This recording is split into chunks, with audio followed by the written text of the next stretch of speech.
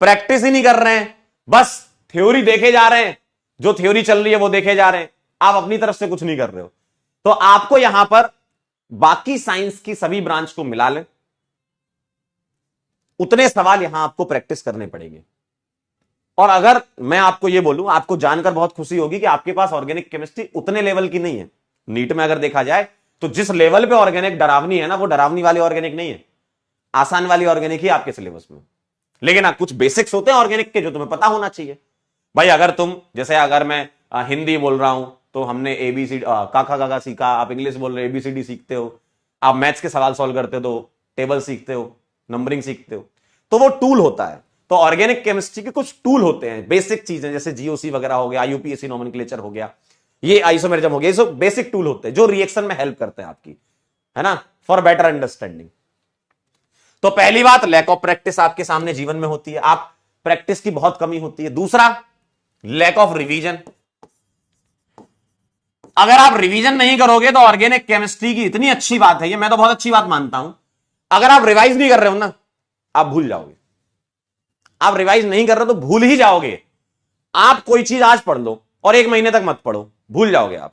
हो सकता है बाकी जगह आपको कुछ धुंधला धुंधला याद आए, यहां तो धुंधला भी याद नहीं आएगा, यहां तो आपको धुंधला भी याद नहीं आएगा। तो रिवीजन की कमी की वजह से ऐसा होता है।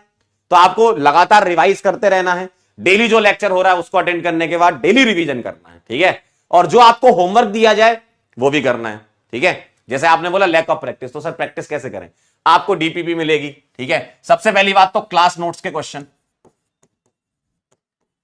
क्लास नोट्स के क्वेश्चन करेंगे हम, डीपीपी करेंगे हम, ठीक है। हम आपको प्रैक्टिस शीट देंगे चैप्टर वाइज, ठीक है। हम आपको होमवर्क देंगे, ठीक। हम आपको पीवाईक्यूज करवाएंगे। अब पीवाईक्यूज में ऑब्वियसली नीट के तो हम करेंगे, साथ ही साथ हम जेई मेन के भी कवर करेंगे। तो इतना मोर देन सफिशिएंट है। कुछ सोच रहे होंगे सर बस इतना ही कह रहे सर बस इतना ही, इतना मोर देन सफिशिएंट है, इतना मोर देन सफिशिएंट है, ठीक है। Class notes, DPP, practice sheet, homework, PYQs, NEET और जेई मेन के जो आपके काम के, ठीक है।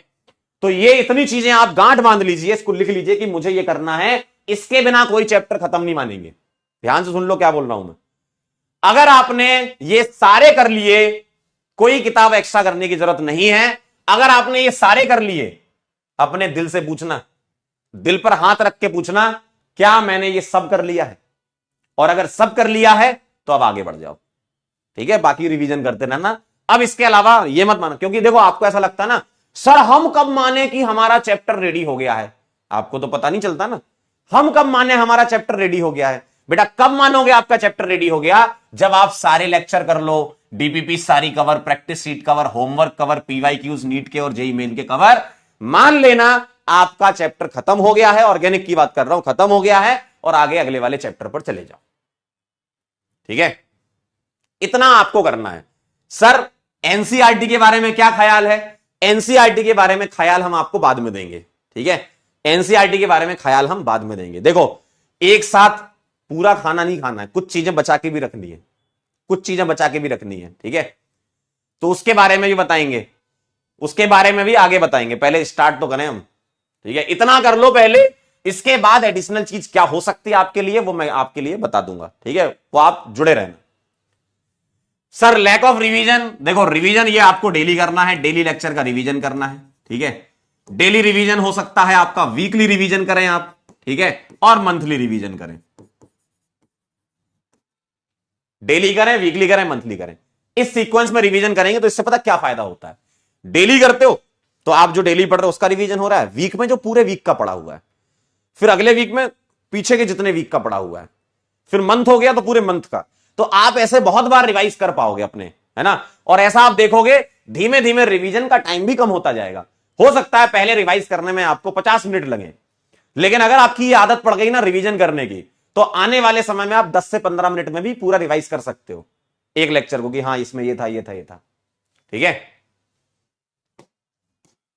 तीसरा कारण ऑर्गेनिक टफ होने का, नोट्स ना होना। ये भी एक कारण है कि आपके नोट्स नहीं होते।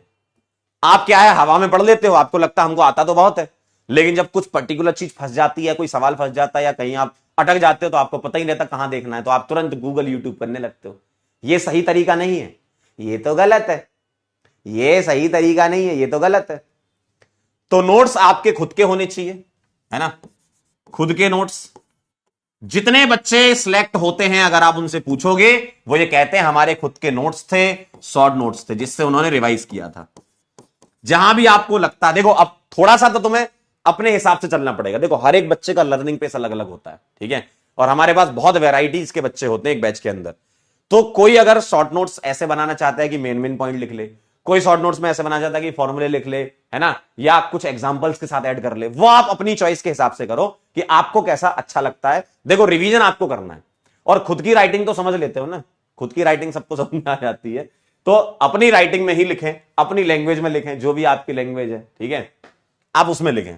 लेकिन खुद के नोट्स होने चाहिए और खुद के शॉर्ट नोट्स भी होने चाहिए, क्योंकि अगर शॉर्ट नोट नहीं होंगे तो पता क्या होता है, जब आपकी कॉपियां भरती ना, अभी तो पहला लेक्चर है, अभी तो स्टार्ट भी नहीं हुआ है, कॉपी की कॉपी भरती जाएंगी, मान लो 3-4 कॉपी भर गई, तो आप 4 कॉपी को रिवाइज करना थोड़ा मुश्किल हो जाएगा आपके लिए। एंड मोमेंट की बात कर रहा हूं मैं, एग्जाम के टाइम की, मान लो पेपर है और आपके 1 हफ्ता बचा हुआ, कैसे रिवीजन करोगे? तो शॉर्ट नोट इसलिए जरूरी है कि जल्दी जल्दी क्विक रिवीजन के लिए होता है, ना, शॉर्ट नोट्स होता है क्विक रिवीजन के लिए, तो जल्दी रिवीजन इससे आपका हो जाता है। और खुद के शॉर्ट नोट्स होने चाहिए, किसी के नहीं चाहिए, हमें खुद के चाहिए, ठीक है, खुद के शॉर्ट नोट्स होने चाहिए। क्लियर है? तो प्रैक्टिस की कमी, रिवीजन की कमी, नोट्स की कमी, और चौथा जो सबसे इंपॉर्टेंट बात है, बैकलॉग। तो आपको मुझसे वादा करना होगा, आपको मुझसे वादा करना होगा कि सर बैकलॉग नहीं होने देंगे, सर बैकलॉग नहीं होने देंगे। क्यों? अगर बैकलॉग हो गया ना तो वहीं से समस्या आना चालू हो जाती है, वहीं से समस्या आना चालू हो जाती है, क्योंकि ऑर्गेनिक केमिस्ट्री इतनी लिंकिंग है। क्यों? देखो कार्बन बोला था ना तुमने, कैटिनेशन प्रॉपर्टी, सेल्फ लिंकिंग, तो वहीं से आता है। ऑर्गेनिक इतना ज्यादा लिंक है कि अगर तुमने पीछे के लेक्चर को रिवीजन नहीं किया तो हो सकता है आपको आगे वाला लेक्चर समझ ना आए। क्यों? क्योंकि काफी चीजें पीछे के लेक्चर से कनेक्टेड रहती हैं। तो इसीलिए बहुत जरूरी है, तो आप मेरे से ये प्रॉमिस कर दीजिए सर बैकलॉग नहीं होने देना। बैकलॉग अगर हो जाता है ना तो आप लेक्चर के साथ सिंक नहीं हो पाते हो, फिर आपको लगता है ऑर्गेनिक बड़ी टफ जा रही है, सर समझ ही नहीं आ रहा क्या हो रहा है। तो देखो कुछ चीजें आपको इन्वेस्ट करनी पड़ेंगी, आपको समय देना पड़ेगा। ऑर्गेनिक सीखना इतना आसान नहीं है, मैं पहले ही बता रहा हूं, इसमें चाहिए समय, आपको टाइम देना पड़ेगा। लेक्चर अटेंड करो, लेक्चर के अलावा कम से कम 1-1.5 घंटे रिवीजन, क्वेश्चन प्रैक्टिस में लगाओ। और इस बात की गारंटी है, अगर आप ऑर्गेनिक से प्यार करने लग गए तो आपको ऑर्गेनिक बहुत पसंद आती है और ऑर्गेनिक के सवाल बहुत जल्दी हो जाते हैं।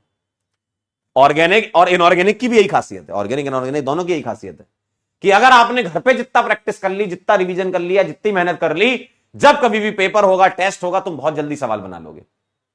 मतलब 10 मिनट के अंदर 10 सवाल या उससे ज्यादा सवाल किए जा सकते हैं ओसी और आईओसी के, ठीक है, क्लियर है?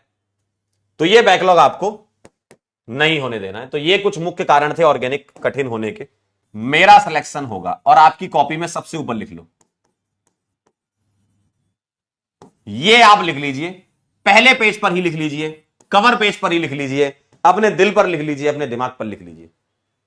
सबसे पहले आपको अपने अंदर यह पता होना चाहिए, ठीक है, आपके अंदर कुछ पॉजिटिव एनर्जी आनी चाहिए। मेरा सिलेक्शन होगा, हम डॉक्टर बनेंगे, जी हां हम डॉक्टर बनेंगे, यह भरोसा आपको अपने अंदर होना चाहिए। अगर आपको यह भरोसा अपने अंदर है तो सारी चीजें, यूनिवर्स की बहुत ताकतें होती हैं, वो सारी चीजें, बोलते हैं ना सारी कायनात आपको मिलाने में लग जाती है, तो वो सब आपको मिलाने में लग जाएगी, ठीक है। तो आप ये ध्यान रखिएगा, आपका सिलेक्शन होगा। बस आपको क्या करना है? चलते रहना है, चलते रहना, और बस चलते रहना, रुकना कभी नहीं है, हार कभी नहीं माननी है, चलते रहना है, ठीक है।